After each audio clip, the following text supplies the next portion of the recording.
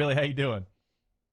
Good, guys. How are you? Good. Doing well. Glad to have you as always. Since the last time we talked, LSU adds a running back and a receiver to this class. Kind of give us a breakdown of Bradford and Adams. So, Cavante Bradford out of Lancaster, Texas, is one of the most, I would say, productive running backs in the country for senior seasons.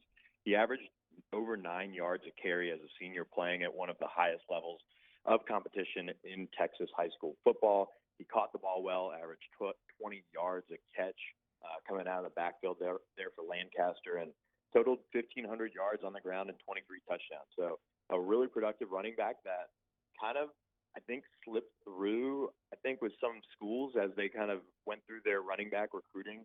I know Ohio State and Wisconsin and a few other schools were on him, had him up for official visits, and then just, he just took things into the late signing period, and he ends up at LSU. I remember talking with, a couple people around his recruitment, and they said, LSU was telling him, we really hope this guy signs late because we feel like we can get him. We feel like we can bring him on board, and we really like his tape. And so that's actually what ended up happening. And so LSU gets a really big addition. They get their running back in the class on board. And so that's big from that perspective, kind of takes them out of the Zach Evans running as well. And then for LSU to pick up Alex Adams out of Mississippi, I think they're getting a really underrated player. He's been clocked in the mid 4.3 range on laser, which is absolutely blazing.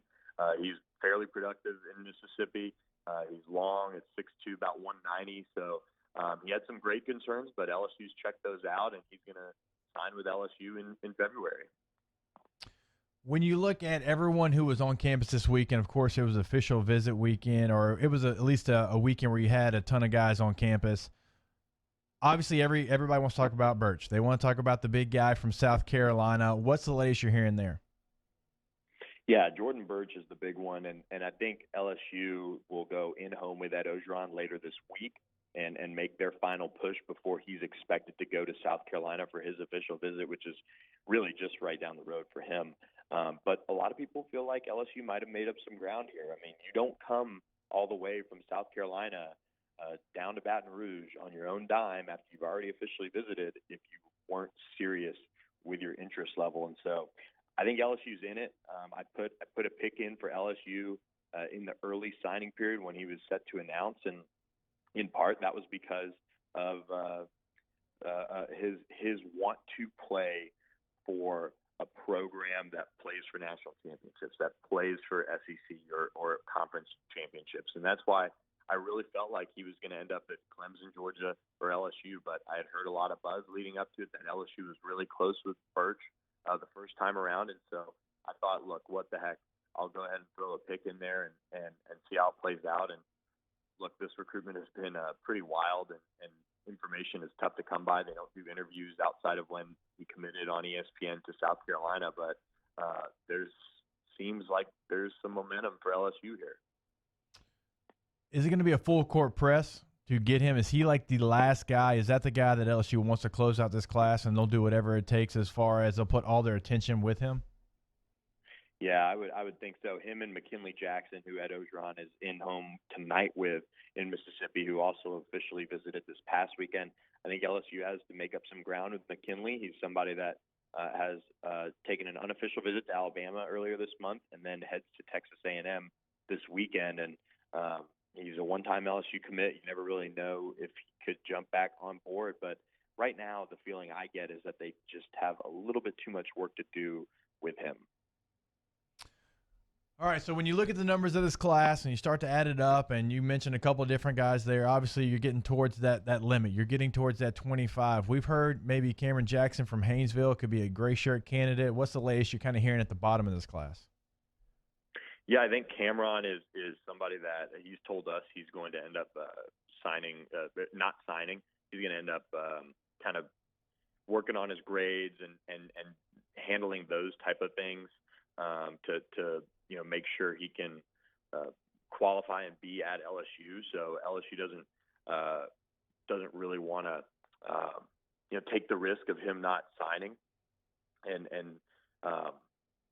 taking up an initial counter. So that's what he's told us is he's all in on LSU. He's trying to He's trying to find a way to end up at LSU, and we'll kind of see what happens with him. All right, so obviously Bo Pelini is now coming back to LSU as a defense coordinator. LSU's been running a 3-4 for the last couple of years with Dave Aranda. Bo Pelini's always been a 4-3 guy. Coach O said this morning on OTB it's going to be up to Bo Pelini. So when you have those recruits on campus like they did this weekend and you're trying to sell LSU, what was the word that was given to them?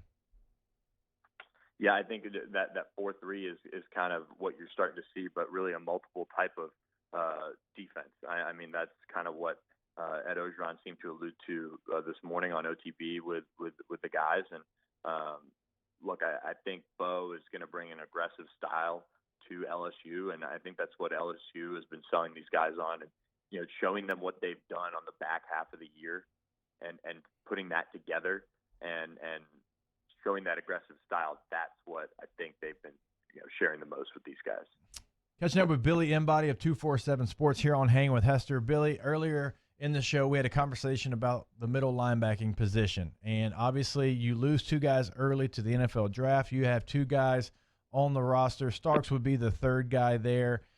You have two guys coming in as true freshmen, two highly touted guys. Can you see them making an impact? That's a difficult position because of everything that goes into it, but could you see those guys making an impact from day one? Are they that type of talent?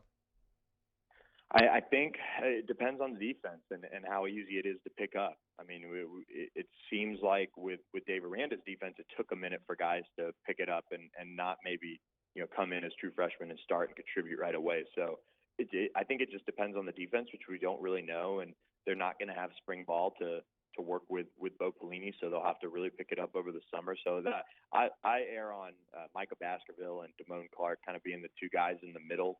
But with Damone leading the way, and if it is a true 4-3, then maybe somebody like Jacoby Stevens sliding down in the box and being more of a will. And look, they've got a lot of guys that can do different things.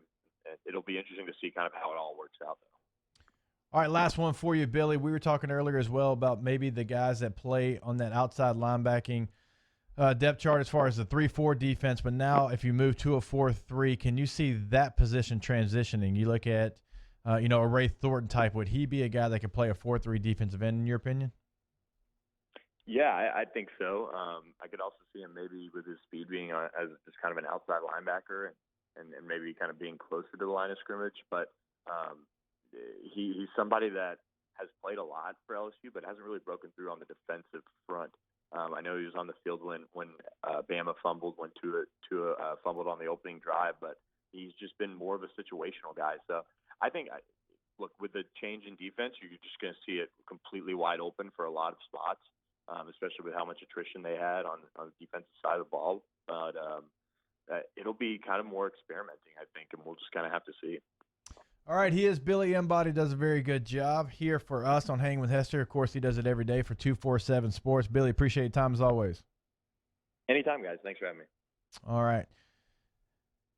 JV, obviously, when you start talking about the number crunch, and we've all been through it, when you talk about, you got this amount of scholarships, you got to sign this amount of guys, and sometimes the bottom of that class all the way up until that last signing day could be affected. But, look, if you can get a Jordan Birch and you can get other players to that nature too here, there's going to be some movement. Cameron Jackson from Haynesville, we've heard grades and some other stuff. And explain gray shirting to our listeners because they might not know what that is. And I know that's a term we've talked about before. Yeah, I mean, you can actually enroll in a class or two, can participate in every school activity, but you cannot do football until the calendar year is up.